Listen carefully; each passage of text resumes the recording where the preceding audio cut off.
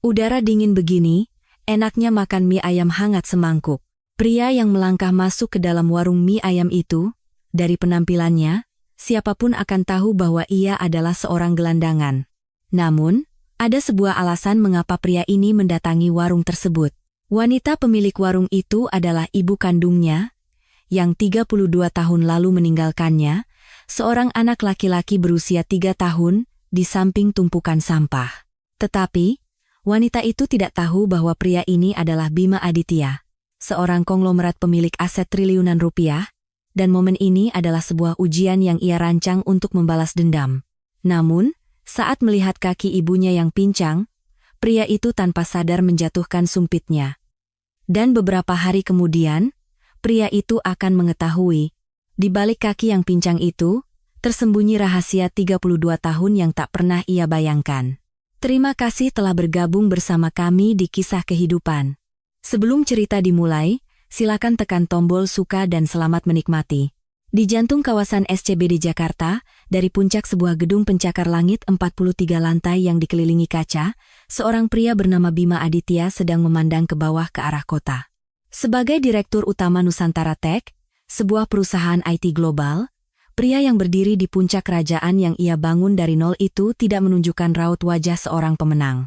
Semua itu bermula 3 hari yang lalu. Di ruang ICU sebuah rumah sakit, ayah angkatnya, Bapak Soedarsono, yang hanya bisa membuka mata dengan bantuan ventilator, menggenggam tangan Bima. Pria yang seumur hidupnya dikenal pendiam itu, dengan napas terakhirnya, mengucapkan kata-kata yang membalikkan seluruh dunia Bima. Bima, ada sesuatu yang harus ayah sampaikan sebelum pergi. Kamu, bukan anak kandung ayah. Mendengar itu, Bima tidak mengubah ekspresinya sedikit pun. Ia sudah tahu. Sejak usia 15 tahun, Bima telah hidup dengan kenyataan bahwa ia adalah anak adopsi. Namun, kalimat Pak Soedarsono berikutnya adalah sesuatu yang sama sekali tidak ia duga. Ayah pertama kali menemukanmu di sebuah gang belakang di Pasar Cempaka. Kamu berdiri tanpa alas kaki di samping tumpukan sampah. Menangis. Mata Bima bergetar samar. Usiamu 3 tahun. Ayah menunggu lama di sana, tapi tidak ada seorang pun yang datang mencarimu. Hingga saat kekuatan terakhir meninggalkan jemari Pak Soedarsono, Bima hanya menatap wajah ayahnya dalam diam. Monitor detak jantung menunjukkan garis lurus, tim medis bergegas masuk, dan koridor menjadi riuh, tetapi Bima tidak bisa beranjak dari tempatnya.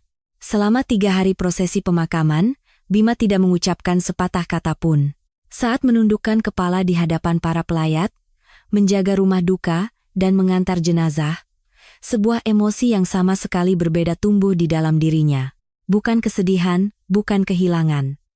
Sebuah perasaan yang telah lama ia segel, kini diberi makan oleh wasiat Pak Soedarsono dan mulai berakar dengan cepat. Malam setelah pemakaman usai, Bima kembali ke ruang kerjanya. Tanpa menyalakan lampu, ia duduk di kursinya, lalu mengangkat telepon dan menekan sebuah nomor. Pak Budi, temukan ibu kandung saya. 5 hari kemudian. Hasil yang dibawa Pak Budi datang lebih cepat dari yang diperkirakan. Di dalam amplop coklat, terdapat selembar foto dan sebuah alamat. Inah, 58 tahun. Kota Depok, Pasar Cempaka, pemilik warung mie ayam Bintang Kejora. Bima menatap lama wanita di dalam foto itu. Seorang wanita kurus dengan celemek lusuh. Pak Budi menambahkan dengan hati-hati, sepertinya kakinya ada masalah. Beliau mengelola warung mie ayam kecil sendirian di dalam pasar, dan kondisi ekonominya tampaknya tidak baik. Menelantarkan anaknya di tumpukan sampah, sepertinya Tuhan akhirnya memberinya hukuman, gumam Bima dingin. Keesokan paginya, Bima meninggalkan gedung pencakar langit di Jakarta tanpa memberitahu siapapun. Tujuannya bukan mal mewah atau bandara, melainkan sebuah toko pakaian bekas di pinggiran kota. Berdiri di depan cermin, Bima mulai mengubah penampilannya. Setelan jas mahal diganti dengan jaket lusuh yang warnanya sudah pudar, sepatu kulit diganti dengan sepatu ket sobek. Rambut yang biasa disisir rapi kini sengaja ia buat acak-acakan. Janggut 2 hari tumbuh kasar di dagunya yang tak dicukur, dan ia sengaja mengotori kuku-kukunya dengan debu. Pria di cermin itu bukan lagi Bima Aditya sang triliunawan. Ia adalah seseorang yang entah tidur di mana, entah kapan terakhir kali makan. Seseorang yang ada di mana-mana, tetapi tak pernah dipedulikan siapapun, itulah penampilan yang Bima inginkan. Perjalanan ke Depok tidak sampai 2 jam. Ia meminta Pak Budi menyetir, dan turun 1 blok sebelum pintu masuk pasar. Tunggu di sini. Jangan datang sebelum saya hubungi. Meninggalkan tatapan khawatir Pak Budi, Bima memasukkan kedua tangannya ke dalam saku jaket lusuh dan mulai berjalan menuju pasar Cempaka. Di ujung gang, Bima berhenti, warung mie ayam Bintang Kejora. Di depan warung itu ada 2 kursi plastik dan sebuah meja lipat. Dari balik pintu kaca, cahaya hangat dari dapur remang-remang terlihat. Siluet seseorang tampak bergerak perlahan di baliknya. Wanita di dalam sana adalah orang yang meninggalkanku. Anaknya yang berusia 3 tahun, di samping tumpukan sampah. Wasiat ayah angkatnya terngiang di telinga, dan Bima menggertakkan giginya seolah berpegang pada kata-kata itu. Bima menaikkan kerah jaketnya dan perlahan mengulurkan tangan ke pintu kaca warung mie ayam Bintang Kejora. Dengan suara berderit, pintu itu terdorong ke dalam. Bagian dalam warung itu jauh lebih sempit dari yang Bima bayangkan. Hanya ada 4 meja yang nyaris tidak muat. Di dinding, tergantung daftar menu tua, dan dari langit-langit, sebuah lampu neon berkedip-kedip dengan suara mendesis. Bima sengaja memilih tempat duduk paling pojok dan menjatuhkan diri di kursi. Dari balik tirai plastik, terdengar suara air mendidih untuk merebus mie. Tak lama, terasa ada seseorang yang menyingkap tirai itu dan keluar. Inah, wanita yang hanya ia lihat di foto, kini berjalan perlahan ke arahnya. Tubuhnya kurus, punggungnya sedikit bungkuk, dan celemeknya penuh noda tepung. Namun, bukan wajahnya yang membuat pandangan Bima terpaku, melainkan kaki kirinya. Caranya berjalan tertatih-tatih tampak begitu memilukan. Tanpa melihat pun, Bima bisa membayangkan betapa beratnya berdiri seharian di dapur, merebus mie, mengantar mangkuk ke meja, lalu kembali lagi ke dapur dengan kaki seperti itu. Sudut bibir Bima tertarik ke dalam. Benar, Tuhan telah menghukumnya. Hukuman yang pantas untuk manusia yang membuang anaknya di jalanan. Orang yang seharusnya hidup merangkak dengan kaki itu untuk menebus dosanya seumur hidup, kini ada di hadapanku. Berpegang pada pikiran itu membuat hatinya terasa mengeras. Bima mengetuk-ngetuk meja dengan telapak tangannya. Mie ayam 1. Itu adalah kalimat yang kasar dan tidak sopan. Sebuah nada yang tak akan pernah keluar dari mulut Bima Aditya. Bima sengaja melakukannya. Ia ingin melihat sampai di mana wanita ini bisa bersabar, atau kapan ia akan menunjukkan sifat aslinya. Mengernyitkan dahi pada seorang gelandangan, mengusirnya dengan lambaian tangan, atau menatapnya dengan pandangan hina dari atas ke bawah. Reaksi apapun akan ia terima, Bima butuh 1 alasan lagi untuk membenci wanita ini. Namun, Ibu Inah tidak masuk ke dalam skenario manapun yang telah Bima bayangkan. Pandangannya pertama kali tidak tertuju pada mata Bima, melainkan pada bahu jaketnya yang berdebu, kaos kaki yang terlihat dari ujung sepatu ketsnya yang robek, dan rambutnya yang tampak lama tak disisir.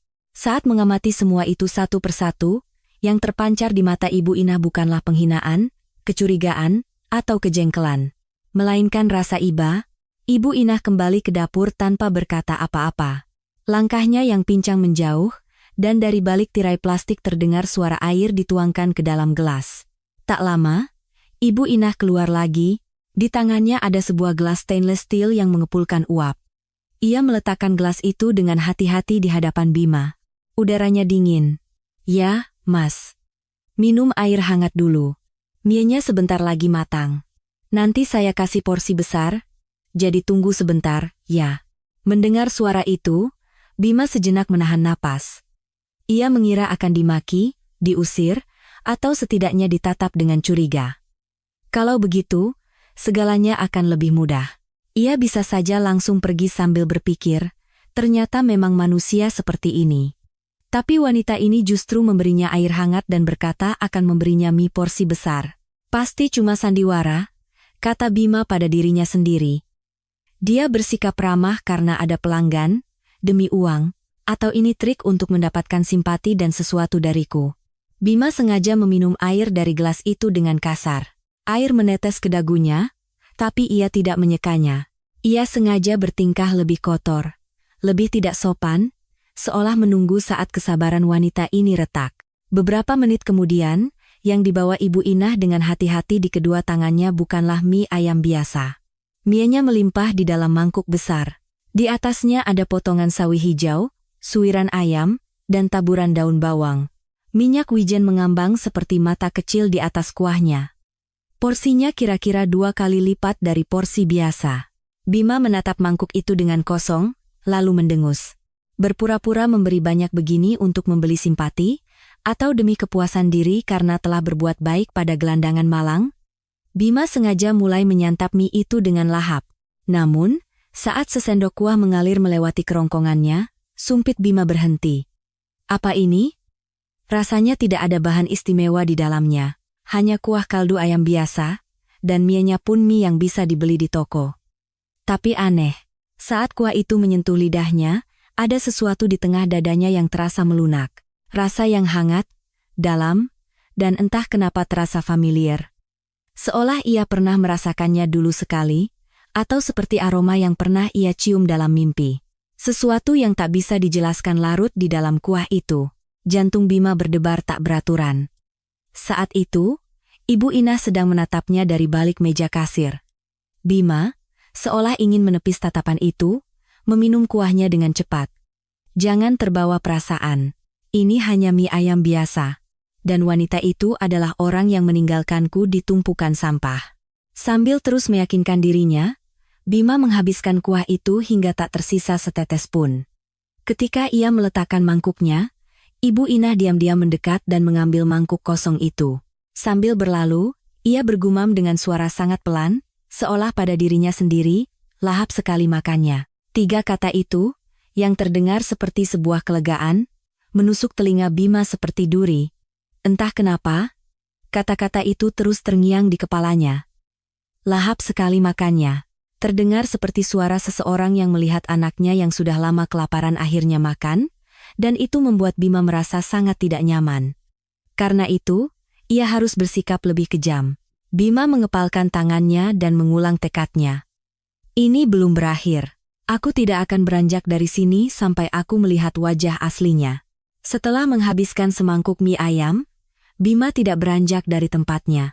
Bahkan setelah jam makan malam berakhir dan pelanggan terakhir pergi, ia tetap duduk di kursinya di pojok. Selama Ibu Inah mengelap meja, menyapu lantai, dan mematikan lampu dapur, Bima tidak bergerak sedikit pun. Ibu Inah menghentikan tangannya yang sedang memeras lap dan menatap ke arah Bima. Mas, warungnya mau tutup. Ada tempat tujuan? Bima, seolah sudah menunggu, mengangkat kepalanya. Enggak ada. Karena enggak ada tempat tujuan, izinkan saya menginap beberapa malam. Untuk sebuah permintaan mendadak, itu sangat tidak tahu malu dan bukan sesuatu yang pantas diucapkan pada orang yang baru pertama kali bertemu. Bima tahu itu, tapi ia sengaja mengatakannya. Ia sudah memperhitungkan bahwa permintaan ini pasti akan ditolak. Tentu saja, penolakan adalah hal yang normal. Ibu Inah menatap Bima sejenak tanpa berkata apa-apa. Jaket yang berdebu, rambut yang sepertinya sudah beberapa hari tidak dicuci, dan mata yang tampak lelah, kontras dengan kata-katanya yang lancang. Pandangan Ibu Inah tertahan lama di mata itu. Dan apa yang dilakukan Ibu Inah sekali lagi meleset dari dugaan Bima. Di belakang ada kamar kecil, tapi sempit sekali. Tidak apa-apa? Bima terdiam. Yang ia harapkan adalah jawaban tidak boleh atau silakan pergi. Tapi wanita ini justru mengkhawatirkan kamarnya yang sempit. Bima berusaha menyembunyikan keterkejutannya, menjawab dengan lebih ketus.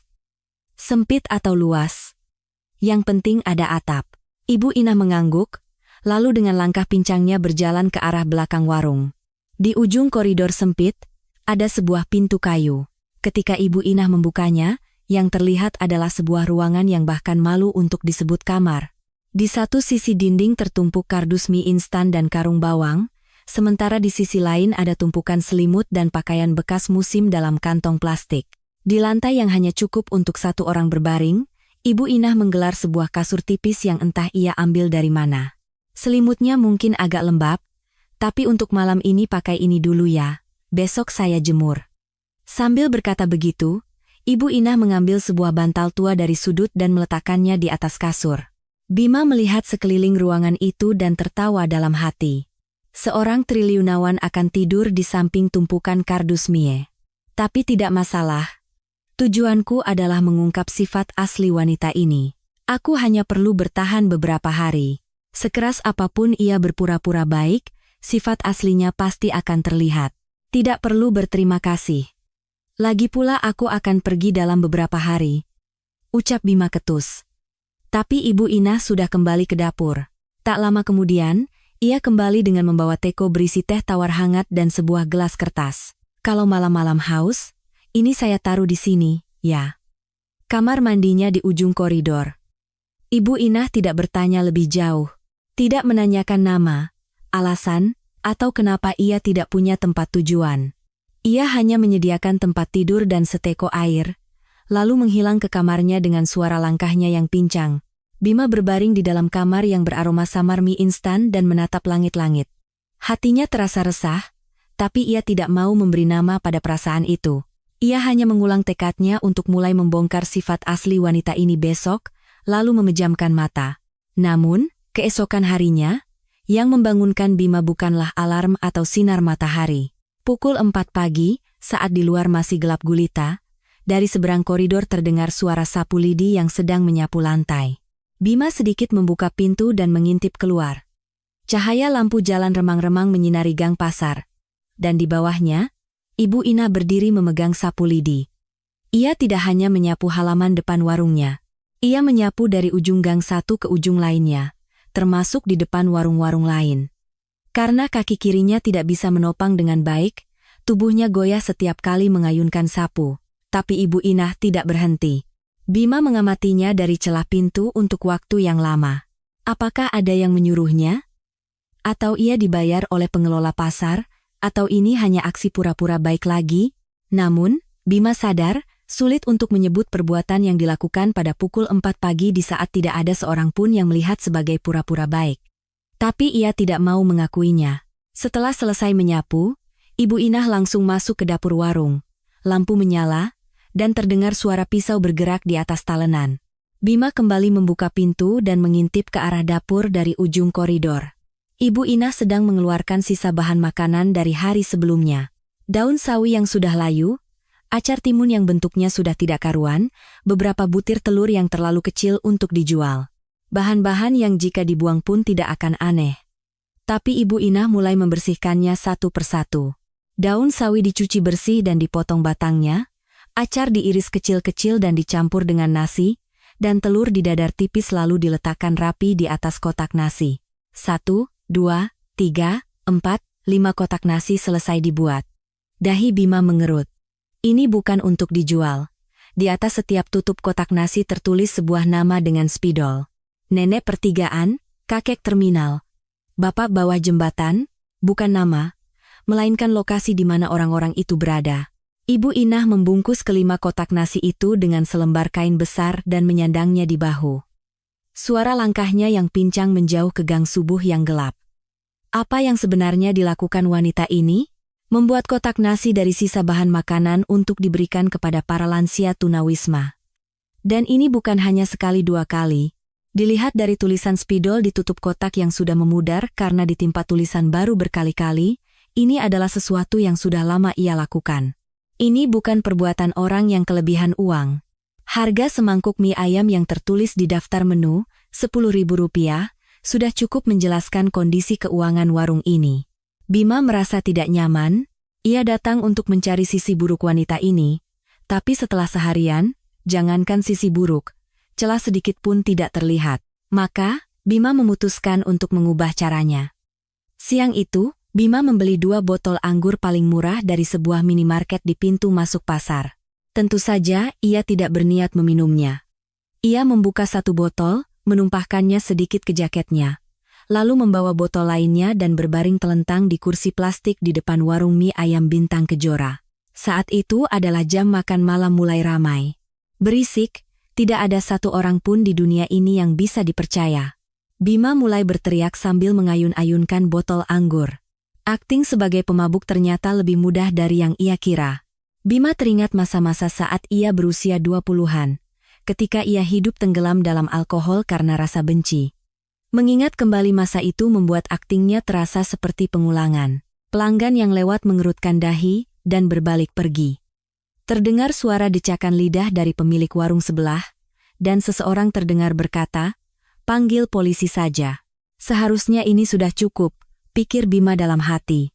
Sekeras apapun seseorang berpura-pura baik, ia tidak akan membiarkan seorang gelandangan mabuk membuat keributan di depan warungnya.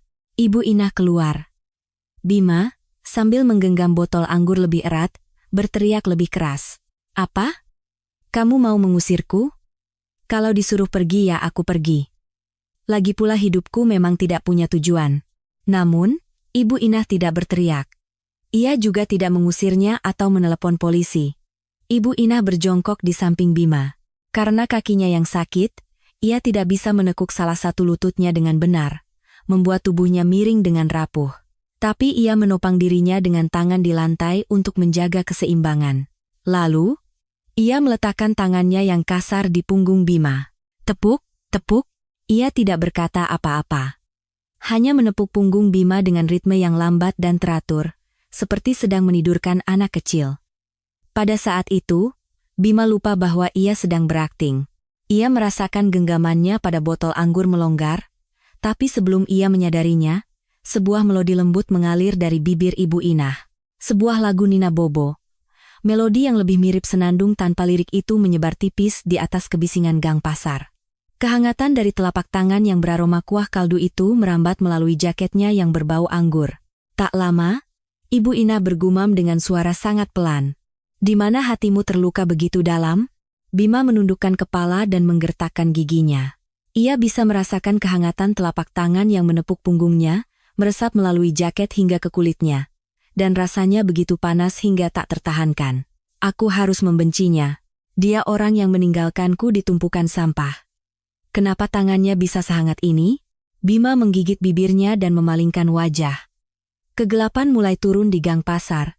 Dan satu persatu lampu jalan mulai menyala. Hingga lagu Nina Bobo Ibu Inah menghilang di antara cahaya lampu itu, Bima hanya bisa duduk diam tanpa bisa mengucapkan sepatah kata pun. Malam semakin larut.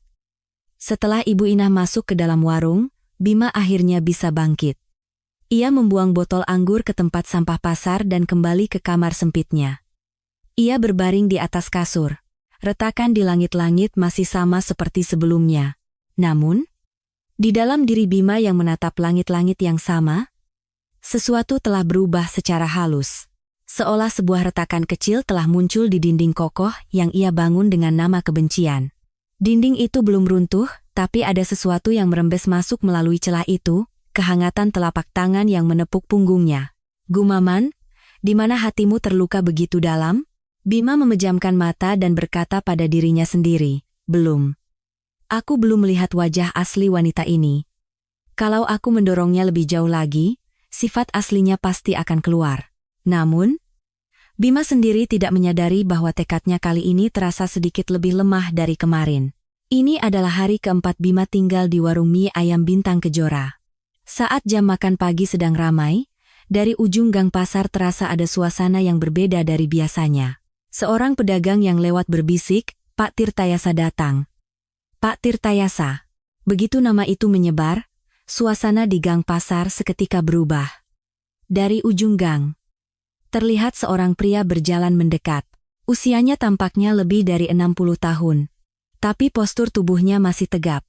Di balik jaket kulit hitamnya, tali jam tangan emas berkilauan. Di belakangnya, 3 pria berjas mengikutinya.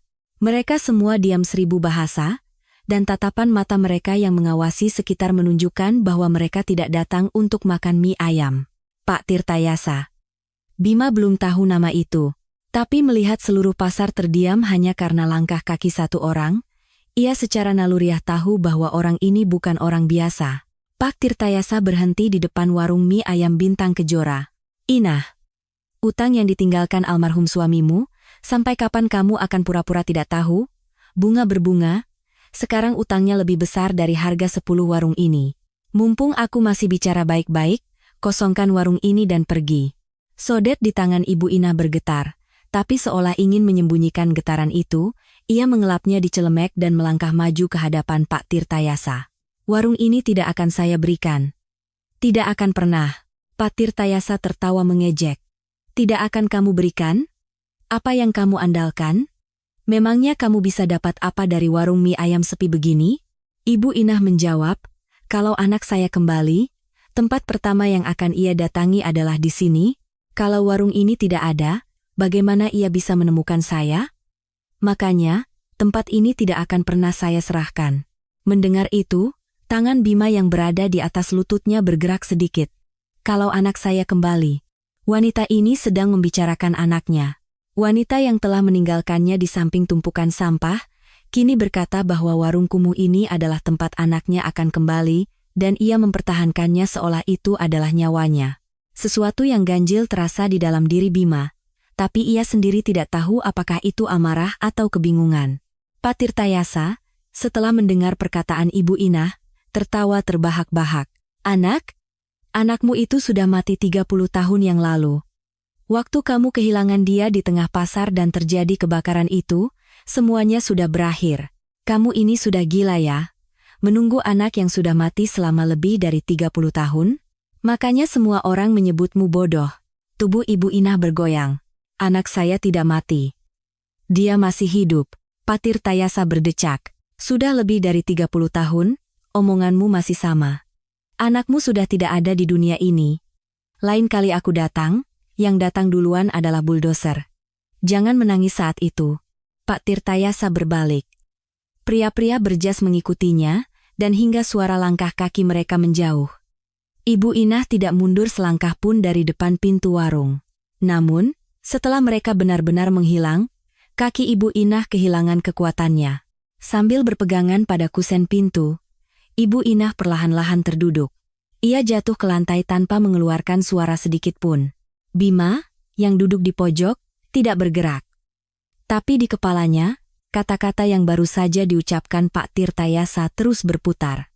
Waktu kamu kehilangan dia di tengah pasar dan terjadi kebakaran itu, semuanya sudah berakhir. Dia bilang kehilangan, bukan membuang. Dia bilang ada kebakaran, kata-kata yang tidak ada dalam wasiat ayah angkatnya. Cerita tentang ia ditemukan di samping tumpukan sampah tidak menyebutkan adanya kebakaran sama sekali. Dan satu hal lagi, Ibu Inah telah menunggu anaknya yang sudah meninggal selama lebih dari 30 tahun. Pak Tirtayasa mengejeknya gila, tapi Ibu Inah yang Bima lihat selama 4 hari ini bukanlah orang gila. Seseorang yang setiap subuh menyapu gang pasar, membuatkan kotak nasi dari sisa bahan makanan untuk para lansia tunawisma, dan memberikan air hangat kepada gelandangan yang baru pertama kali ia temui, tidak mungkin orang gila. Kalau begitu, ada sesuatu yang tidak cocok. Antara kebenaran yang diceritakan ayah angkatnya, kata-kata yang dilontarkan Pak Tirtayasa, dan keyakinan yang dipegang Ibu Inah selama 30 tahun, ada sebuah celah yang besar, dan di tengah-tengah celah itu, ada kata kebakaran. Malam harinya, setelah Ibu Inah menutup warung dan masuk ke kamarnya, Bima mengeluarkan ponselnya dari kamar gudang. Ini adalah pertama kalinya ia menyalakan ponselnya sejak datang ke warung mie ayam Bintang Kejora. Ada puluhan notifikasi panggilan tak terjawab, tapi Bima tidak menyentuh satupun. Pak Budi, selidiki satu hal. Cari tahu apakah ada insiden kebakaran di Pasar Cempaka 32 tahun yang lalu. Cari semua artikel koran, catatan pemadam kebakaran, semua yang ada. Setelah hening sejenak di seberang telepon, suara Pak Budi kembali terdengar. Baik, Pak. Akan saya laporkan secepatnya. Setelah menutup telepon, Bima menatap langit-langit dalam kegelapan. Langit-langit semen yang retak itu masih ada di tempat yang sama, tapi tatapan mata Bima yang berbaring di bawahnya sudah sangat berbeda dari 4 hari yang lalu. 4 hari yang lalu, matanya dipenuhi kebencian. Penuh amarah untuk menemukan sisi buruk wanita ini dan membuatnya berlutut di hadapan anak yang ia buang.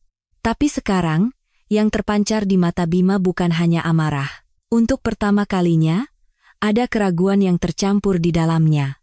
Mungkinkah ada sesuatu yang tidak aku ketahui? Bima mencoba menepis pikiran itu dengan memejamkan mata.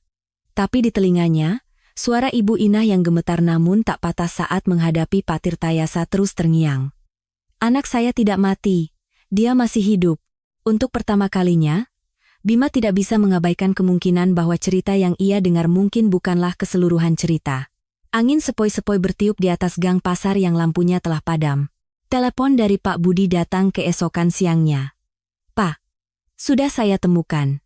Kebakaran besar di Pasar Cempaka 32 tahun yang lalu. Saya sudah mendapatkan artikel koran lokal, catatan pemadam kebakaran, dan sebagian dari laporan kepolisian saat itu. Bima mendengarkan tanpa berkata apa-apa.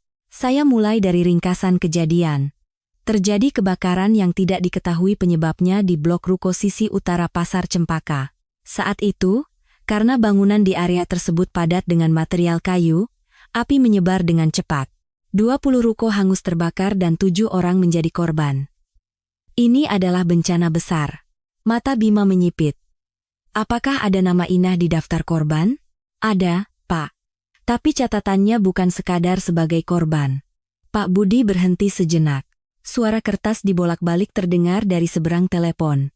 Tak lama, suara Pak Budi kembali terdengar. Ada catatan khusus dalam laporan pemadam kebakaran saat itu. Dikatakan bahwa seorang wanita ditemukan dalam kondisi luka parah setelah menyelamatkan seorang anak laki-laki berusia 3 tahun dari lokasi kebakaran. Ia tertimpa tiang etalase besi yang runtuh. Wanita itu adalah Ibu Inah. Menurut catatan, saat api menjalar di langit-langit ruko, sebuah tiang besi di atas etalase runtuh. Tepat di bawahnya ada seorang anak laki-laki berusia 3 tahun, dan diperkirakan Ibu Inah memeluk anak itu dan menahan tiang itu dengan punggungnya. Anak itu hanya mengalami luka bakar ringan di belakang telinga dan berhasil diselamatkan, tetapi kaki kiri Ibu Inah tertimpa tiang dan tulangnya hancur berkeping-keping. Tulangnya hancur berkeping-keping. Itu adalah kaki wanita itu, langkah pincang yang Bima lihat saat pertama kali membuka pintu warung. Kaki yang Bima cemooh dalam hati sebagai hukuman dari Tuhan, ternyata adalah harga yang harus dibayar untuk melindungi anaknya yang berusia 3 tahun dari tiang yang runtuh. Anak itu? Setelah itu bagaimana? Pak Budi menjawab, ini bagian yang aneh, Pak. Catatan pemadam kebakaran hanya menyebutkan bahwa anak itu diselamatkan dan dibawa ke rumah sakit terdekat. Tidak ada catatan tentang keberadaannya setelah itu. Tapi setelah saya periksa laporan kepolisian, ada catatan bahwa setelah Ibu Inah sadar, ia menyadari anaknya hilang dan melaporkannya ke polisi sebagai orang hilang. Laporan orang hilang? Benar. Tapi laporan ini tidak diproses dengan semestinya. Ada satu orang yang namanya tercatat sebagai saksi dalam laporan itu, yaitu Pak Tirtayasa. Mata Bima menajam. Kenapa Pak Tirtayasa ada di laporan polisi? Saat itu, Pak Tirtayasa tercatat sebagai rekan bisnis suami Ibu Inah. Tapi tampaknya ia sebenarnya terlibat dalam urusan keuangan keluarga suami melalui praktik rentenir. Setelah kebakaran, suami Ibu Inah meninggal karena komplikasi luka, dan dalam kekacauan itu, ada catatan bahwa Pak Tirtayasa mengalihkan seluruh aset atas nama suami ke namanya sendiri. Suara Pak Budi menjadi lebih pelan. Dan setelah saya telusuri catatan rumah sakit, pada hari kebakaran, ada catatan seorang anak laki-laki berusia 3 tahun dirawat di UGD Rumah Sakit Harapan Depok. 2 hari kemudian, ia dipulangkan dengan alasan dijemput oleh wali. Nama penjemput tidak dicatat, tapi nama orang yang menandatangani surat persetujuan pulang adalah Pak Tirtayasa. Terdengar suara gigi Bima bergemeletuk. Ia tanpa sadar menggertakkan giginya. Jadi, yang membawa anak itu dari rumah sakit adalah Pak Tirtayasa? Secara kronologis, sepertinya begitu. Dan, Pak, setelah saya cocokkan dengan catatan masuk panti asuhan tempat Bapak dibesarkan, tanggalnya persis sama. 3 hari setelah keluar dari Rumah Sakit Harapan, tercatat seorang anak laki-laki berusia 3 tahun tanpa identitas masuk ke panti asuhan Sinar Harapan di pinggiran Jakarta. Pak Budi berhenti sejenak, lalu melanjutkan dengan hati-hati. Pak, jika semua catatan ini digabungkan, Ibu Inah tidak menelantarkan anaknya. Beliau menyelamatkan anaknya dari kebakaran hingga kakinya hancur. Saat beliau tidak sadarkan diri, Pak Tirtayasa membawa pergi anak itu. Dan dia pasti bilang pada Ibu Inah bahwa anaknya meninggal dalam kebakaran, potong Bima. Benar, Pak. Tampaknya Ibu Inah, meskipun mendengar itu, tidak pernah bisa menerima bahwa anaknya telah meninggal. Catatan laporan orang hilang di kepolisian terus diperbarui setiap tahun. Dan kami juga mendapatkan kesaksian dari para pedagang pasar bahwa beliau sering menyebarkan selebaran berisi foto anaknya. Tangan Bima yang memegang telepon gemetar. 32 tahun, Pak. Selama 32 tahun, setiap tahun beliau memperbarui laporan, menyebarkan selebaran, dan menjaga warung itu. Seharusnya beliau bisa menggunakan uang itu untuk biaya operasi kakinya, tapi dalam catatan rumah sakit, tidak ada riwayat operasi setelah pertolongan pertama. Sepertinya biaya pengobatan ia gunakan untuk mencari anaknya. Manusia yang membuang anaknya di samping tumpukan sampah. Itu tidak benar. Bukan juga hukuman dari Tuhan. Kaki wanita itu bukanlah hukuman. Itu adalah bekas luka karena melindungi anaknya yang berusia 3 tahun dari tiang besi yang runtuh dengan seluruh tubuhnya. Setelah menyelamatkan anaknya dan kehilangan kakinya, ia terbangun dan mendapati anaknya hilang. Diberitahu bahwa anaknya telah meninggal, tapi ia tidak percaya. Selama 32 tahun, tanpa satu hari pun terlewat, ia menunggu anak itu. Itulah kisah nyata dari wanita bernama Inah. Dan Bima, di hadapan wanita itu, menertawakannya dan berkata Tuhan telah menghukumnya. Ia mengejek dalam hati bahwa wanita itu pantas merangkak seumur hidup dengan kaki seperti itu. Ia berakting mabuk dan membuat keributan di depan warungnya. Ia sengaja makan dengan berantakan untuk menguji kesabaran wanita itu. Namun, di hadapan semua itu, yang dilakukan wanita ini hanyalah memberinya air hangat, membuatkan mie ayam, dan menepuk punggungnya yang mabuk sambil menyanyikan lagu Nina Bobo. Sambil terduduk di lantai semen di belakang toilet umum, Bima menutupi wajahnya dengan kedua tangan. Ia tidak bisa menangis. Untuk menangis, perbuatannya terlalu hina, dan beban kehinaan itu menekan tenggorokannya hingga tak ada suara yang bisa keluar.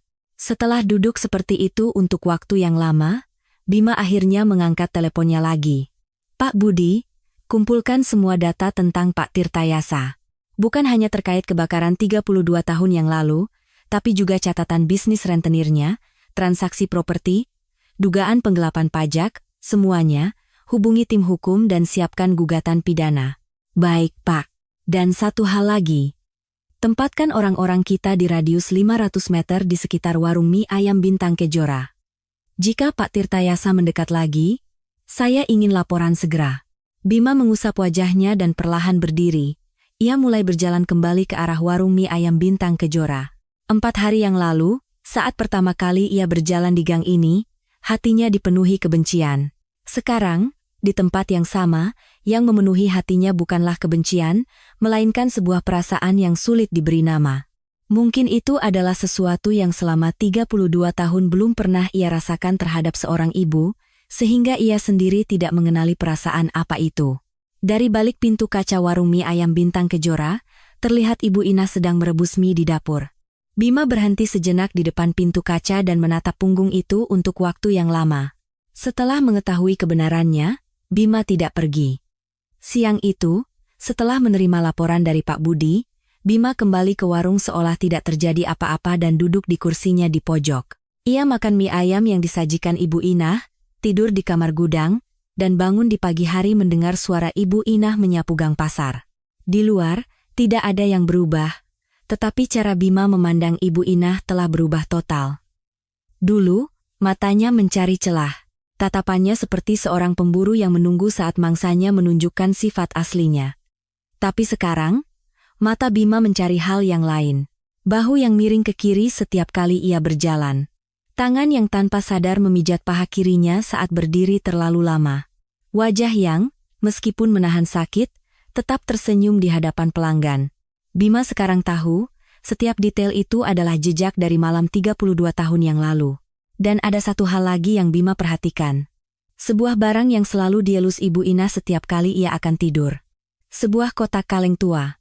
Setiap malam, Ibu Inah memeluk kotak itu dan masuk ke kamarnya. Di pagi hari, ia dengan hati-hati meletakkannya di bawah selimut di sudut kamarnya. Ini adalah pagi hari ke-6.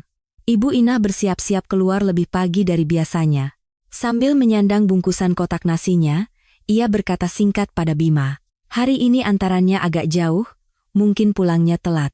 Warung buka pas jam makan siang. Kalau lapar sebelum itu, di dapur ada sisa nasi kemarin, makan saja. Bima, dari celah pintu kamar gudang, memastikan Ibu Inah benar-benar sudah pergi, lalu perlahan bangkit. Jantungnya berdebar kencang saat berdiri di depan kamar Ibu Inah. Saat pertama kali datang ke warung ini, ia siap menggeledah apapun untuk menemukan sisi buruk wanita ini. Tapi sekarang, Ia membuka pintu ini dengan alasan yang sama sekali berbeda. Bukan untuk mencari keburukan, melainkan untuk mengetahui apa yang telah dipikul wanita ini selama 32 tahun. Hanya dengan begitu, ia merasa bisa mengukur dengan tepat betapa berat kesalahannya. Ia membuka pintu. Kamar Ibu Inah tidak lebih luas dari gudang tempat Bima menginap. Sebenarnya, ukurannya hampir sama. Bima dengan hati-hati mengangkat selimut. Di sanalah benda itu. Sebuah kotak kaleng dengan cat biru yang sudah terkelupas. Sudut-sudutnya sudah tumpul karena ribuan kali dibuka dan ditutup. Tangan Bima diletakkan di atas tutup kotak. Ujung jarinya gemetar, tapi Bima perlahan mengangkat tutupnya. Yang pertama kali terlihat adalah sepotong pakaian kecil. Sebuah baju bayi. Di beberapa bagian warnanya sudah menguning, dan di tepinya ada bekas hangus berwarna hitam. Bima mengangkat pakaian itu dengan kedua tangan. Jarak antara kedua bahunya hanya sedikit lebih lebar dari telapak tangan Bima. Di bawah baju bayi itu, ada barang-barang lain yang tersusun rapi. Kwitansi. Tumpukan kwitansi yang memenuhi setengah dasar kotak. Bima mengambil salah satunya dan membukanya. Tanda terima donasi untuk lembaga anak hilang. Donatur, Inah. Jumlah, 20.000. Selama lebih dari 30 tahun, setiap bulan, sebesar Rp20.000, sambil mengelola warung dengan harga mie ayam Rp10. 000 semangkuk. Tanpa bisa membayar biaya operasi kakinya, setiap bulan tanpa pernah absen, ia mendonasikan Rp20.000 untuk pencarian anak hilang. Ratusan lembar kwitansi, jumlah itu adalah jumlah bulan Ibu Inah menunggu anaknya, jumlah malam-malam tanpa tidur, dan jumlah pagi di mana ia berjanji untuk tidak menyerah. Pandangan Bima mengabur. Tulisan di atas kwitansi tampak kabur, tapi Bima tidak menyeka air matanya dan mengulurkan tangan ke barang terakhir di dalam kotak. Buku catatan. 3 buah buku catatan dengan sampul yang sudah usang. Saat membuka buku pertama, tulisan tangan yang padat memenuhi halaman, sebuah buku harian. Bima mulai membaca halaman pertama. Bima, hari ini ibu ke kantor polisi lagi. Katanya belum ada kabar. Tapi ibu tidak apa-apa. Dimanapun kamu berada, ibu pasti akan menemukanmu. Halaman berikutnya. Bima, hari ini ibu menyebarkan 300 lembar selebaran. Kakiku sakit, jadi aku istirahat di bangku depan pasar. Ada anak laki-laki seumuranmu lewat sambil digandeng ibunya. Ibu memandanginya dari belakang untuk waktu yang lama. Halaman berikutnya lagi. Bima, hari ini usiamu sudah masuk sekolah.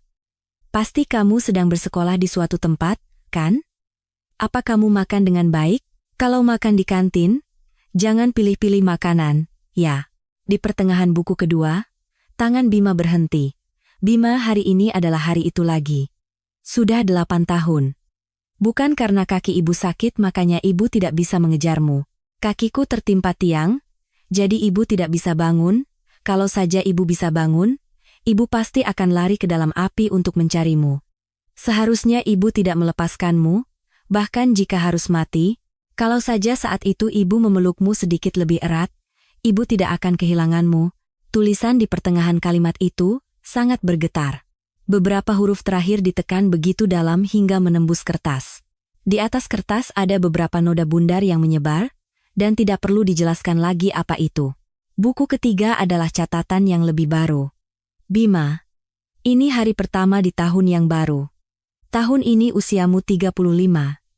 Ya, orang bilang, usia 35 itu sudah menikah dan punya anak. Ibu tidak tahu di mana kamu dan apa yang kamu lakukan, tapi kalau kamu tidak kelaparan dan hidup sehat, itu sudah cukup. Ibu akan menunggu di sini. Mungkin kamu tidak ingat warung ini, tapi ibu harap suatu hari nanti kamu akan datang. Bima berjongkok di depan kotak itu, memeluk ketiga buku harian itu dengan kedua lengannya, dan membenamkan dahinya di lutut. Ia menggigit bibirnya lagi dan lagi agar suaranya tidak keluar. Ia datang untuk membalas dendam. Untuk membuat wanita ini berlutut, untuk membuatnya membayar harga karena telah menelantarkan anaknya. Ia datang ke pasar ini dengan penampilan paling menyedihkan untuk memastikan betapa hinanya wanita ini. Tapi di dalam kotak ini, tersimpan utuh waktu seorang ibu yang mencari anaknya selama 32 tahun. Wanita yang setiap bulan menyisihkan Rp20.000 untuk didonasikan ke lembaga anak hilang. Wanita yang selama lebih dari 30 tahun menulis surat yang tak akan pernah terkirim. Fakta bahwa wanita inilah yang seharusnya menjadi target balas dendamnya, saat ini terasa begitu memalukan hingga tak tertahankan. Entah sudah berapa lama ia seperti itu. Ketika getaran di bahunya akhirnya mereda, Bima mengembalikan buku harian, kwitansi, dan baju bayi itu ke tempatnya semula. Ia menutup kotak, meletakkannya kembali di bawah selimut, dan keluar dari kamar Ibu Inah. Saat itu, dari kejauhan, terdengar suara langkah pincang mendekat. Ibu Inah kembali. Bima menutup mata, mengatur napas, dan kembali memasang wajah gelandangan yang tidak tahu apa-apa. Tapi beban yang sama sekali berbeda kini terasa di dadanya.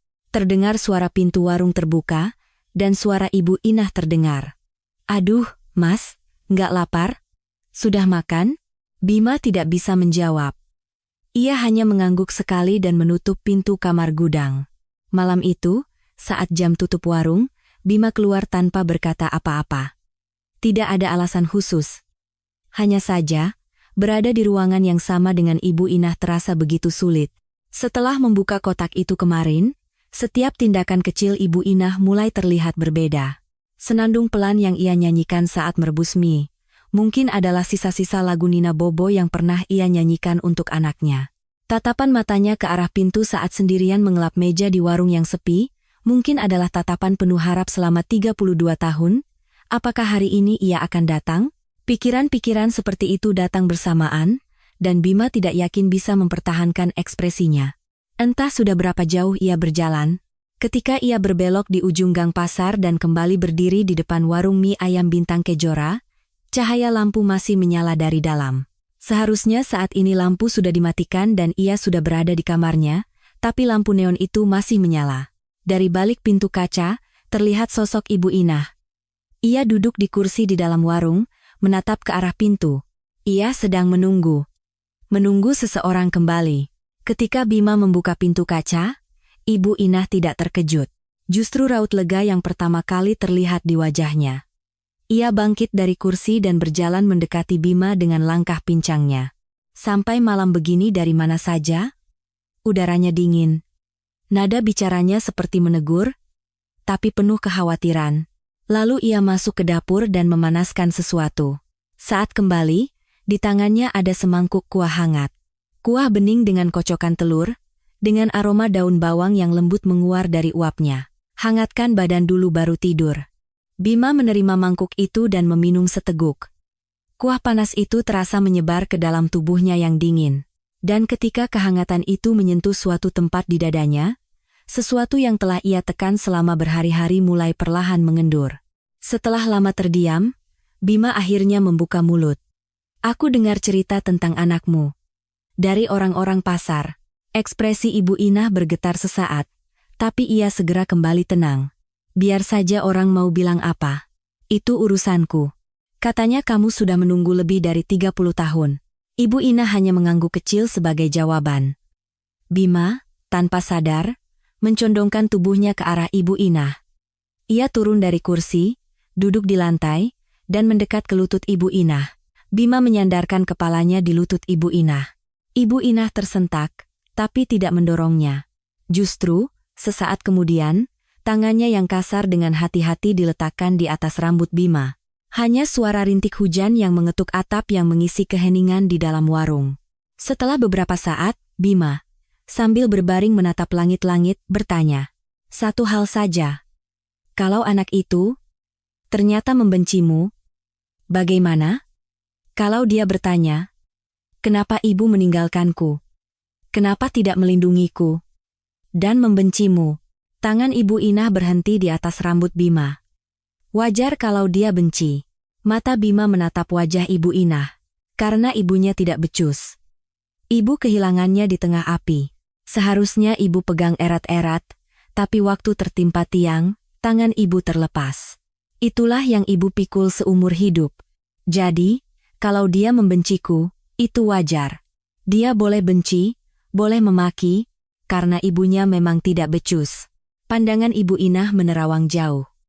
Ia menatap ke suatu tempat di gang pasar yang diguyur hujan, Tapi mungkin yang terpantul di matanya bukanlah pemandangan saat ini, melainkan ingatan malam 32 tahun yang lalu, saat ia berlari di tengah pasar yang dikepung api sambil menggendong anaknya yang berusia 3 tahun. Tapi tidak apa-apa. Jantung Bima terasa seperti diremas. Dimanapun Bima berada, asalkan dia tidak kelaparan dan hidup sehat, itu sudah cukup buat ibu. Walaupun dia membenciku seumur hidupnya, tidak apa-apa. Walaupun dia tidak mau bertemu, tidak apa-apa. Asalkan dia masih hidup, kalau ibu tahu dia masih hidup, ibu rela dihukum seumur hidup sambil menyeret kaki ini, dan ibu akan bahagia. Sebelum kalimat terakhir selesai, sesuatu yang panas membasahi lutut Ibu Inah. Bima menangis. Kali ini ia tidak bisa menahannya. Suara yang meledak dari lubuk hatinya yang paling dalam keluar dari sela-sela bibirnya, dan sekali meledak, tangisnya tak terbendung. Bima membenamkan wajahnya di lutut Ibu Inah dan menangis seperti anak kecil. Selama 35 tahun hidupnya, sambil membangun kerajaan triliunan rupiah, ia tidak pernah menangis seperti ini. Ia tidak bisa menangis, baik di hadapan ayah angkatnya, di kantornya yang kosong, maupun dimanapun di dunia ini, tidak ada tempat baginya untuk menangis seperti ini. Tapi sekarang, di sudut warung mie ayam sempit ini, di atas lutut wanita ini, sesuatu yang telah tertutup selama 32 tahun akhirnya meledak. Ibu Inah terkejut, tapi tidak mendorongnya. Justru, ia memeluk kepala Bima dengan kedua tangannya. Tidak apa-apa. Menangis saja. Ibu tidak tahu di mana hatimu begitu terluka. Tapi di sini, kamu boleh menangis. Mendengar itu, Bima menangis lebih keras. Wanita ini tidak tahu. Pria yang sedang menangis di atas lututnya ini adalah anak yang telah ia tunggu selama 32 tahun. Anak berusia 3 tahun yang menangis tanpa alas kaki di samping tumpukan sampah, yang tumbuh besar dengan kebencian dan tekad balas dendam, bahkan sampai menyamar menjadi gelandangan untuk menemuinya. Ibu Inah tidak tahu semua itu, tapi wanita ini tetap memeluknya. Seperti saat ia memberikan air hangat ketika Bima pertama kali masuk ke warung. Seperti saat ia memberikan kamar gudang saat Bima bilang tidak punya tempat tujuan. Seperti saat ia menepuk punggungnya yang mabuk dan menyanyikan lagu Nina Bobo. Entah wanita ini memang seperti ini pada semua orang, atau ia melihat bayangan anaknya pada setiap orang yang ia temui di jalan, Bima tidak tahu. Hanya satu hal yang ia tahu pasti. Cinta wanita ini tidak bersyarat, ia bilang tidak apa-apa jika anaknya membencinya. Ia bilang tidak apa-apa jika anaknya tidak mau menemuinya. Asalkan anaknya masih hidup, itu sudah cukup membuatnya bahagia. Bima, selama 35 tahun hidupnya, tidak pernah percaya bahwa cinta seperti itu ada. Baru sekarang, di atas lutut ini, ia pertama kali mempercayainya. Bima menggenggam tangan Ibu Inah. Pandangannya kabur karena air mata, tapi ia bisa merasakan tekstur tangan itu dengan jelas.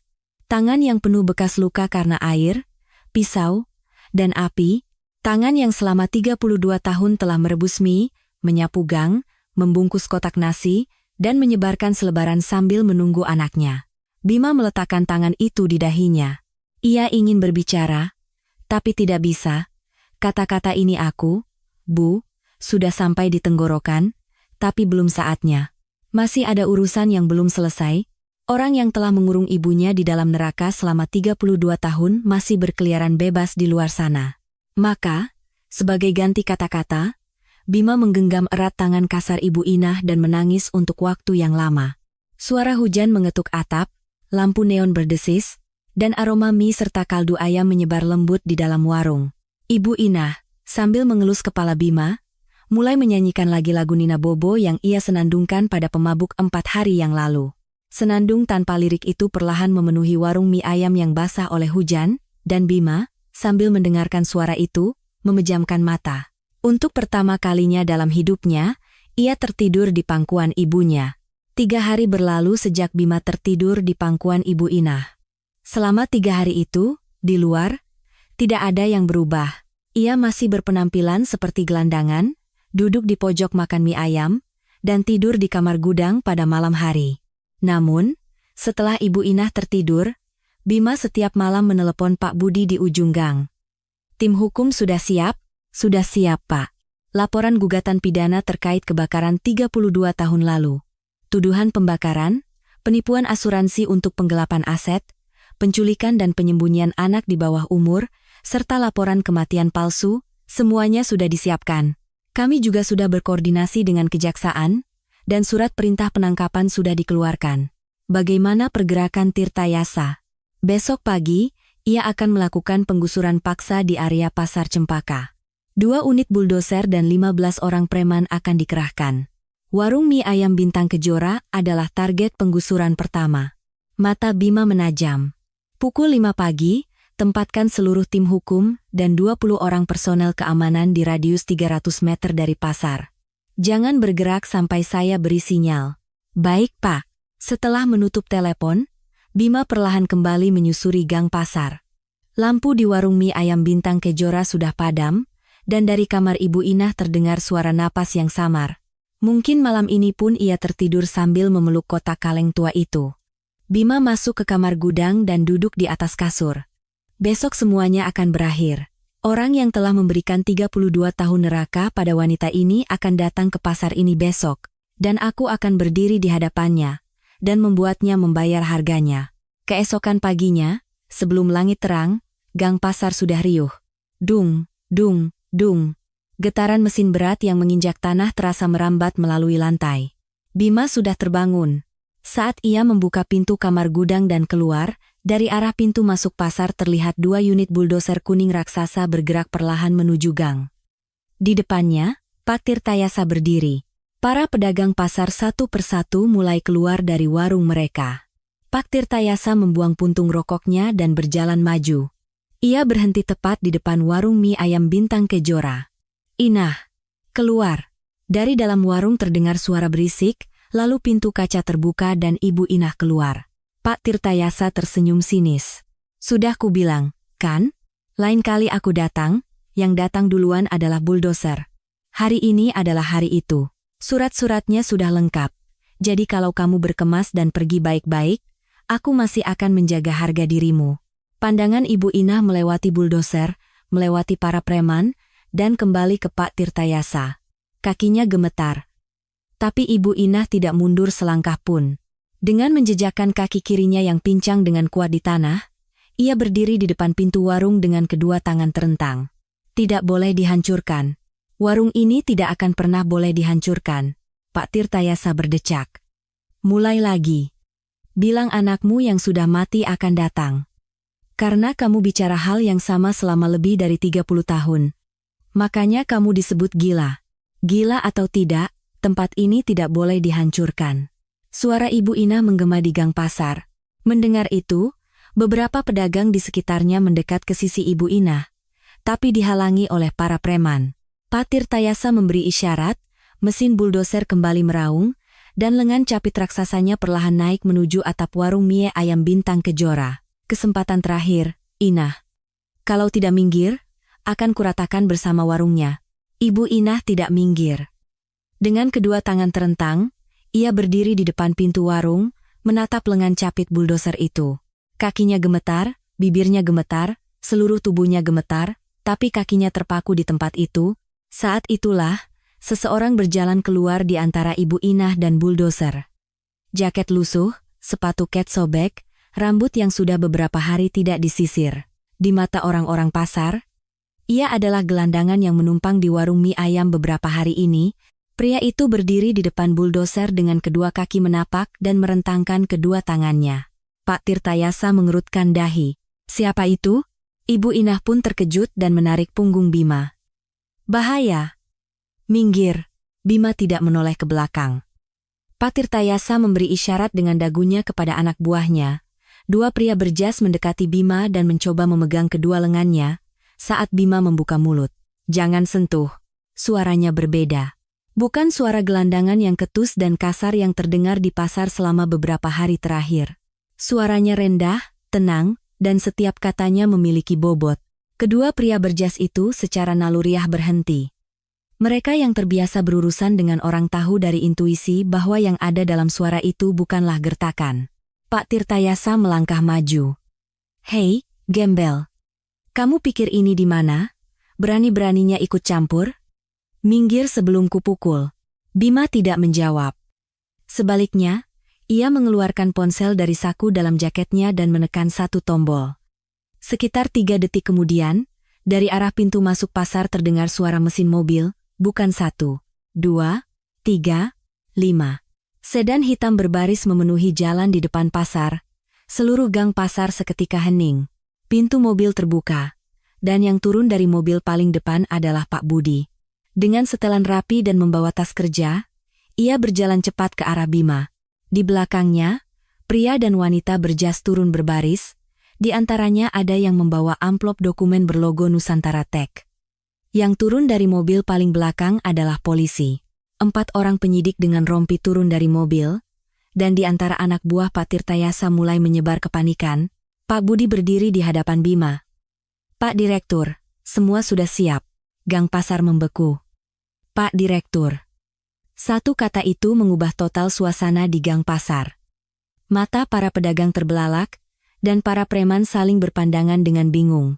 Di wajah Pak Tirtayasa, untuk pertama kalinya, muncul keretakan. Bima perlahan berbalik. Ia menurunkan resleting jaketnya yang lusuh, lalu mulai melepasnya dari satu bahu. Kiri, kanan. Jaket yang penuh debu, berbau anggur, dan berlapis noda air hujan itu jatuh ke lantai pasar.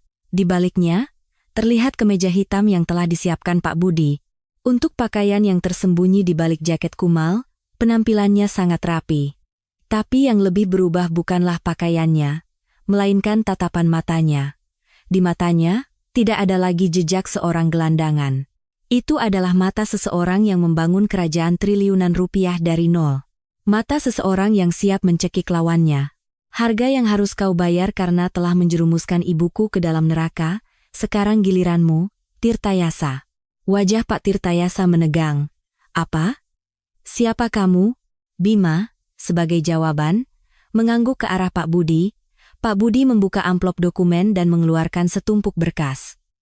Seorang pengacara dari tim hukum melangkah maju dan mulai membacakan, tergugat Tirtayasa. Sehubungan dengan kebakaran di Pasar Cempaka, kami memberitahukan bahwa telah diajukan gugatan pidana atas 7 tuduhan, termasuk dugaan pembakaran, penipuan asuransi untuk penggelapan aset, penculikan dan penyembunyian anak di bawah umur, serta laporan kematian palsu. Wajah Pak Tirtayasa membeku. Apa? Kasus 32 tahun yang lalu? Kenapa baru diungkit sekarang? Daftar barang bukti? Pak Budi membuka amplop kedua. Pertama, catatan pemadam kebakaran dan kesaksian saksi mata saat kebakaran. Ditemukan adanya indikasi bahan mudah terbakar telah ditempatkan sebelumnya di blok ruko sisi utara pada saat kebakaran, dan hak pengelolaan blok ruko tersebut terbukti berada di tangan tergugat berdasarkan catatan sertifikat. Pak Tirtayasa mundur selangkah. Kedua, catatan UGD Rumah Sakit Harapan. Pada dokumen kepulangan anak laki-laki berusia 3 tahun, Bima Aditya, yang diselamatkan pada hari kebakaran, ditemukan tanda tangan tergugat Tirtayasa. Dan tanggalnya cocok dengan catatan masuk anak tersebut ke sebuah panti asuhan di pinggiran Jakarta dengan status tanpa identitas. Ketiga, bukti tidak langsung dan kesaksian terkait yang menunjukkan bahwa sumber informasi palsu yang memberitahukan kematian anak kepada Ibu Inah diduga berasal dari tergugat. Setiap kali satu bukti dibacakan, tubuh Pak Tirtayasa terdorong mundur. Anak buahnya di belakang sudah mulai bubar, dan para preman sudah turun dari buldoser dan menjauh. Itu semua rekayasa.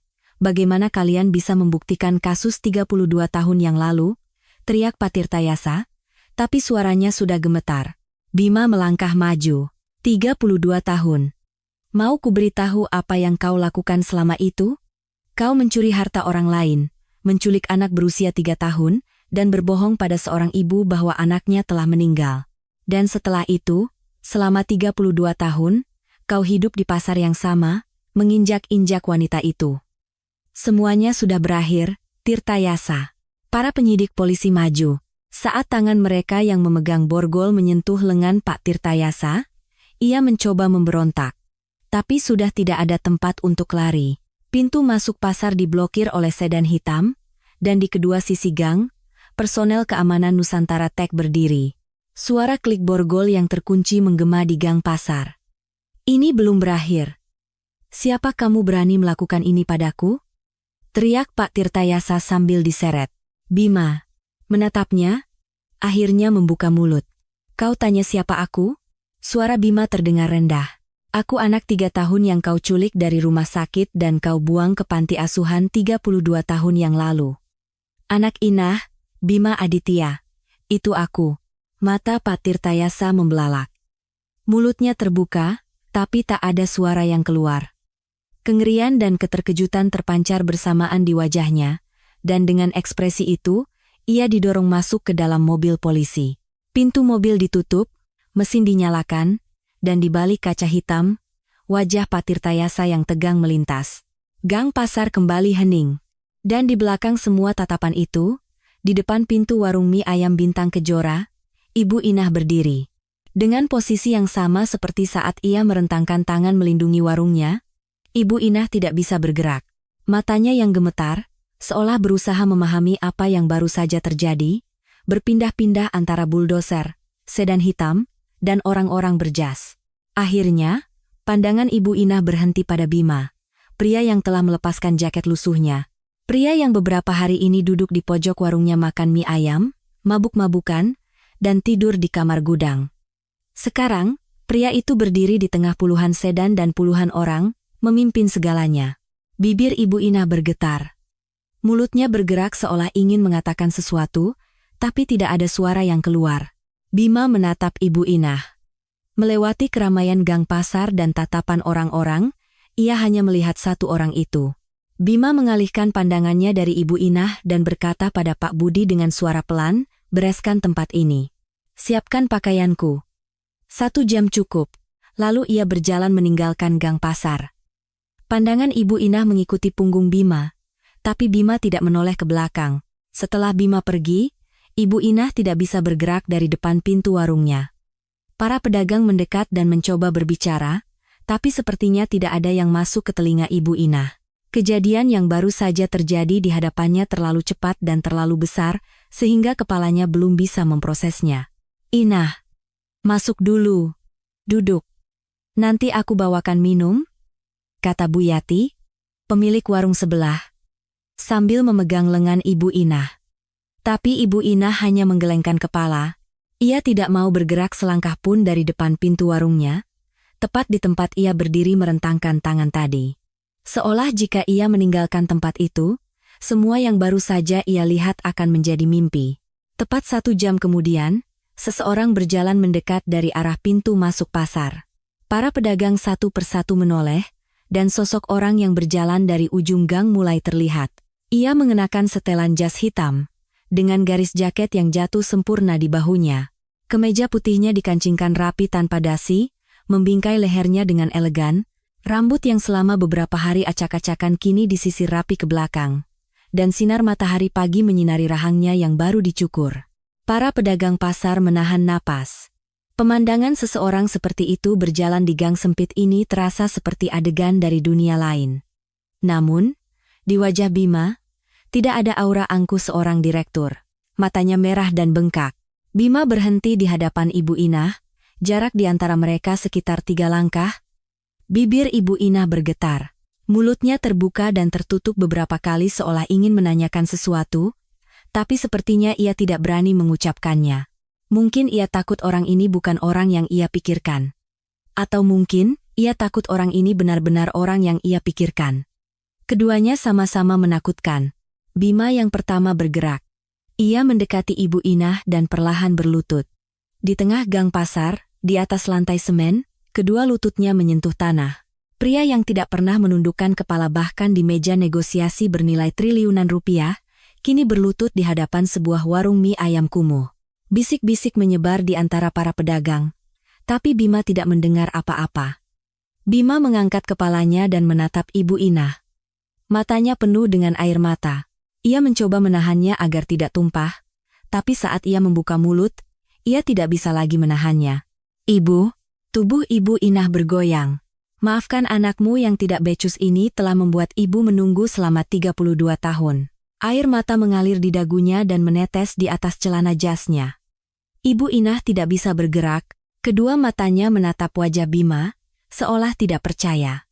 Meskipun telah menunggu selama 32 tahun, saat momen itu benar-benar datang, Tubuhnya seolah tidak mengizinkannya untuk percaya. Tangan Ibu Inah perlahan terangkat, ujung jarinya yang gemetar menyentuh wajah Bima. Meraba dahinya, mengusap alisnya, dan turun mengikuti garis hidungnya. Membelai pipinya yang basah oleh air mata, menyentuh rahangnya, lalu kembali ke dahi. Seperti orang buta yang membaca dunia dengan ujung jarinya, Ibu Inah meraba setiap inci wajah Bima. Lalu, tangan Ibu Inah bergerak ke belakang telinga kanan Bima. Ujung jarinya berhenti, di bawah rambut, tersembunyi sebuah bekas luka kecil. Sebuah bekas luka bakar tua seukuran setengah koin, yang menonjol di antara kulit yang halus. Jejak dari api 32 tahun yang lalu. Jari Ibu Inah bergetar samar di atas bekas luka itu. Ia menyentuhnya sekali, 2 kali, dan pada sentuhan ketiga, wajah Ibu Inah hancur. Ia mencoba membekap mulutnya, tapi sia-sia. Tangis yang lebih mirip jeritan meledak dari sela-sela jarinya, dan lututnya lemas, membuat tubuhnya membungkuk ke depan. Ibu Inah jatuh ke bahu Bima, dan dari mulutnya, keluar suara yang telah ia telan selama 32 tahun. "Kamu masih hidup?" Satu kalimat itu menggema di gang pasar. "Kamu masih hidup? Anakku masih hidup?" Ibu Inah memeluk bahu Bima dan menangis terseduh-seduh. Ia memeluk tubuh Bima yang berlutut, mengelus kepalanya, meraba punggungnya, lalu kembali membelai wajahnya. Dan sekali lagi, ia menyentuh bekas luka di belakang telinga sambil menangis. Seolah tidak percaya setelah memeriksanya sekali, ia menyentuhnya lagi dan lagi, seolah menelusuri kembali 32 tahun waktu dengan ujung jarinya. Ibu Inah tidak bisa melepaskan tangannya dari wajah Bima. "Ibu tidak becus, malam itu, ibu kehilanganmu. Ibu mau bangun, tapi kaki ibu tidak bisa bergerak. Ibu merangkak sambil memanggil namamu, tapi waktu ibu membuka mata, kamu sudah tidak ada." Kata-katanya terputus oleh tangis, dan setelah tangisnya mereda, kata-kata kembali mengalir. Kata-kata yang selama 32 tahun hanya ia tulis di buku harian, kata-kata yang hanya hidup di dalam surat yang tak terkirim, kini tumpah ruah di gang pasar ini. "Mereka bilang kamu sudah meninggal. Semua orang bilang kamu sudah meninggal. Tapi ibu tidak bisa percaya. Ibu tidak percaya kamu sudah meninggal. Makanya ibu menunggu. Di sini, di warung ini, sampai kamu datang." Bima, sambil memeluk Ibu Inah, tidak bisa berkata apa-apa. Ada tumpukan kata yang ingin ia sampaikan, tapi yang keluar dari tenggorokannya hanyalah isak tangis. Gang pasar dipenuhi suara tangis. Bukan hanya mereka berdua yang menangis. Yang pertama kali meneteskan air mata adalah Bu Yati. Wanita yang telah berdagang di sebelah Ibu Inah selama 20 tahun ini telah melihat Ibu Inah setiap tahun pergi ke kantor polisi membawa foto anaknya. Ia tahu punggung Ibu Inah yang berdiri di depan pintu warung menatap ujung gang setiap kali hujan turun. Saat orang-orang pasar menyebutnya Inah gila, dialah satu-satunya yang berada di sisinya. Kini, ia menangis diam-diam, sambil menutupi wajahnya dengan celemek. Penjual ikan, nenek penjual kue, dan bapak penjual buah, satu persatu mulai menangis. Tidak ada seorang pun di pasar ini yang tidak mengenal Ibu Inah. Wanita yang setiap subuh menyapu gang, membuatkan kotak nasi dari sisa bahan makanan untuk para lansia tunawisma, dan setiap bulan mendonasikan uang ke lembaga anak hilang, meskipun ia sendiri tidak punya uang untuk operasi kakinya. Alasan mengapa ia tidak pernah menyerah pada warung ini, bahkan saat diancam akan diusir oleh Pak Tirtayasa, kini dipahami oleh semua orang. Selama 32 tahun, wanita ini tidak gila. Dengan intuisi yang lebih akurat dari siapapun, ia percaya bahwa anaknya masih hidup, dan anak itu telah kembali seperti ini. Datang ke pasar ini dalam wujud seorang gelandangan, memakan mie ayam ibunya, tidur di kamar gudang, dan setelah menyaksikan ketulusan ibunya dengan mata kepalanya sendiri, ia membuat musuh 32 tahunnya berlutut, dan akhirnya berlutut di hadapan ibunya. Bahwa Inah gila dari pasar ternyata adalah ibu dari seorang direktur utama konglomerat, tidak ada yang pernah membayangkannya. Tapi jika dipikir-pikir, itu adalah cerita yang masuk akal sejak awal. Di antara para pedagang, seseorang mulai bertepuk tangan. 1 orang, 2 orang, lalu menyebar ke seluruh gang. Suara tepuk tangan dan isak tangis bercampur menjadi satu, menciptakan suara yang aneh namun hangat yang memenuhi atap pasar Cempaka. Di tengah-tengah suara itu, Ibu Inah memegang wajah Bima dengan kedua tangan dan menempelkan dahi mereka. "Bima," suara Ibu Inah keluar di sela-sela tangisnya. "Anakku." Itu adalah panggilan yang tidak pernah Bima dengar sejak ia berusia 3 tahun. Bima, dengan dahi bersandar di dahi Ibu Inah, memejamkan mata. Air mata mengalir di pipi mereka dan jatuh tumpang tindih di lantai pasar. Waktu 32 tahun, kini melebur dalam jarak sejengkal ini. 1 bulan kemudian, di sebuah rumah sakit universitas di Jakarta Selatan, di bangsal VVIP, di sebuah kamar yang disinari cahaya matahari musim gugur yang lembut, Ibu Inah duduk di tepi tempat tidur, menatap kaki kirinya. 32 tahun. Selama 32 tahun, kaki ini tidak pernah bisa lurus. Kaki yang tulangnya menyatu dalam posisi salah, karena hanya mendapat pertolongan pertama di lokasi kebakaran, dan tidak pernah dioperasi karena tidak ada biaya. Dengan kaki itu, ia menyapu pasar setiap subuh, berdiri di dapur merebus mie, dan naik turun gang membawa kotak nasi. Di hari-hari saat rasa sakitnya memuncak, ia akan memijat pahanya di dalam selimut sambil menggertakkan gigi tanpa suara. Dan ketika pagi tiba, ia akan kembali berdiri di atas kaki itu. Karena semua uang yang seharusnya bisa ia gunakan untuk operasi, ia habiskan untuk mencari anaknya. Bima tahu persis harga 32 tahun itu. Ia memanggil 3 orang ahli bedah ortopedi terbaik di dunia. 1 dari Jerman, 1 dari Amerika, dan 1 tim medis terbaik di dalam negeri. Saat dokter dari Jerman itu melihat hasil röntgen dan menggelengkan kepala, wajah Bima memucat. Tapi dokter itu menggelengkan kepala bukan karena operasinya tidak mungkin dilakukan, melainkan karena ia tidak percaya ada orang yang bisa berjalan dengan kondisi seperti itu selama 32 tahun. Operasi berlangsung selama 6 jam. Selama 6 jam itu, Bima tidak pernah beranjak dari kursi di koridor depan ruang operasi. Pak Budi membawakan kopi, tapi ia tidak menyentuhnya. Ia juga tidak menjawab panggilan laporan dari kantor sekretarisnya. Selama 6 jam itu, yang dilakukan oleh seorang triliunawan hanyalah menunggu lampu merah di atas ruang operasi padam. Operasi berhasil, tapi operasi bukanlah akhir. Untuk mengembalikan tulang dan otot yang telah berada di posisi salah selama 32 tahun ke tempatnya semula, dibutuhkan waktu panjang lainnya yang disebut rehabilitasi. Pada hari pertama rehabilitasi, saat fisioterapis mulai perlahan meluruskan kaki kiri Ibu Inah, keringat sebesar biji jagung muncul di dahinya. Proses meluruskan sendi yang telah membengkok selama 32 tahun bukanlah hal yang mudah. Tapi Ibu Inah tidak mengeluh sedikit pun. Orang yang telah menahan tiang yang runtuh dengan punggungnya di tengah api, tidak akan bersuara hanya karena rasa sakit seperti ini. Bima meletakkan kursi di salah satu sudut ruang rehabilitasi dan setiap hari duduk di sana. Meskipun tumpukan dokumen yang harus ia kerjakan di kantor menumpuk, Bima datang ke rumah sakit seolah-olah itu adalah kantornya. Setiap kali Ibu Inah mengambil satu langkah sambil berpegangan pada palang sejajar, ia akan mengalihkan pandangannya dari dokumen dan memperhatikan.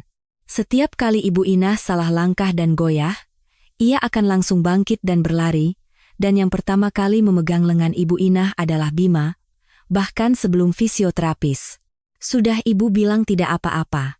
Kalau kamu setiap kali lari seperti itu, bagaimana Ibu bisa rehabilitasi?" tegur Ibu Inah. Tapi Bima tidak mendengarkan.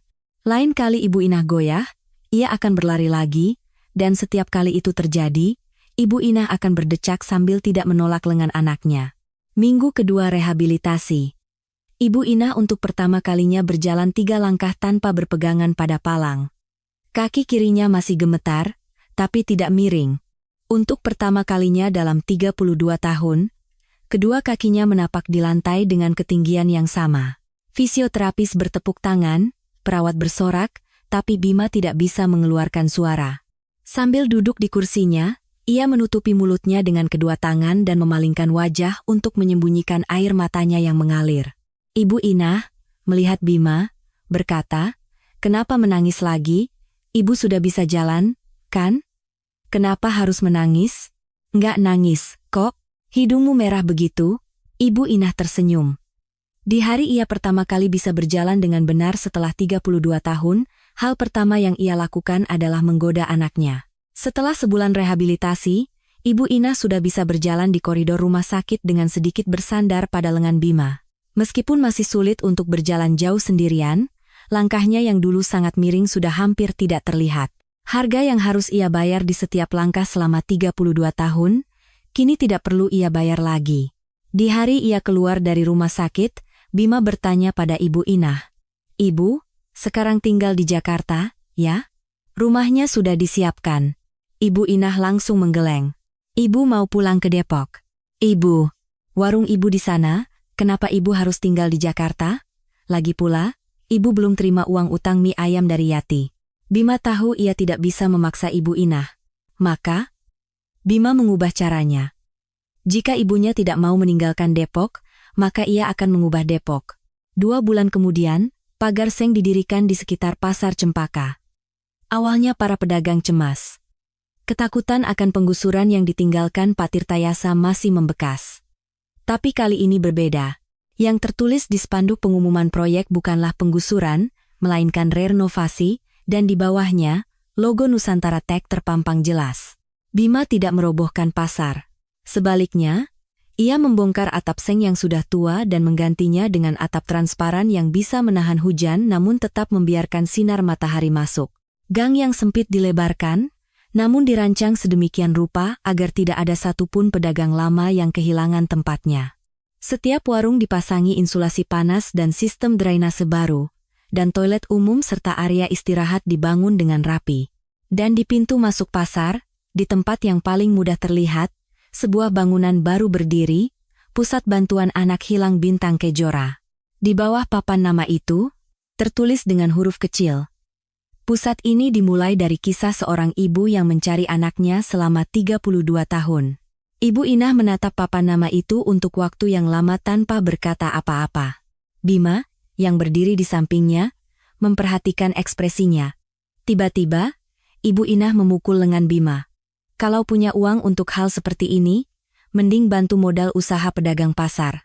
"Itu juga sudah, Bu. Semua pedagang dapat bantuan modal tanpa bunga. Dan sistem logistik bersama pasar juga sudah dibangun. Dan di sebelah pusat ini, akan dibuat puja serami ayam dengan resep Ibu. Yang ini, Ibu harus langsung yang mengawasi." Ibu Inah menatap anaknya. Ia hendak mengatakan sesuatu lagi, tapi akhirnya menutup mulut dan memalingkan wajah. Mungkin ia tidak ingin ketahuan kalau telinganya memerah. Di hari pembukaan puja serami ayam, Bima sendiri yang mengenakan celemek. Pak Budi mencoba melarangnya dengan panik, tapi Bima tidak mendengarkan. Ia menyingsingkan lengan ke mejanya, mengenakan celemek, dan masuk ke dapur untuk merebus air di panci. Ia memasukkan kaldu ayam dan bumbu-bumbu, merebus kuah, dan memasukkan mie, persis seperti cara Ibu Inah membuatnya selama 32 tahun. Ia sudah belajar dari ibunya selama sebulan, dan Bima merasa cukup percaya diri. Mangkuk pertama selesai. Bima dengan hati-hati menaruh potongan sawi, suiran ayam, dan daun bawang, lalu menuangkan sedikit minyak wijen. Ia membawa mangkuk itu keluar dan meletakkannya dengan hati-hati di hadapan Ibu Inah. "Ibu, coba." Ibu Inah mengambil sumpit dan mengambil sehelai mie. Ia menyantap mie itu dengan suara menyeruput, lalu mengambil sesendok kuah. Bima menahan napas sambil memperhatikan. Ibu Inah meletakkan sumpitnya. Rasanya kurang pas. Wajah Bima yang penuh harap sedikit menegang. Kuahnya keasinan. "Kamu merebus kaldunya terlalu lama. Kan sudah Ibu bilang. Angkat bumbunya sebelum mendidih supaya tidak langu." "Sudah berapa kali Ibu bilang?" Ibu Inah tidak berhenti di situ. Potongan sawinya terlalu besar. Daun bawangnya kebanyakan. Minyak wijennya setengah putaran saja sudah cukup.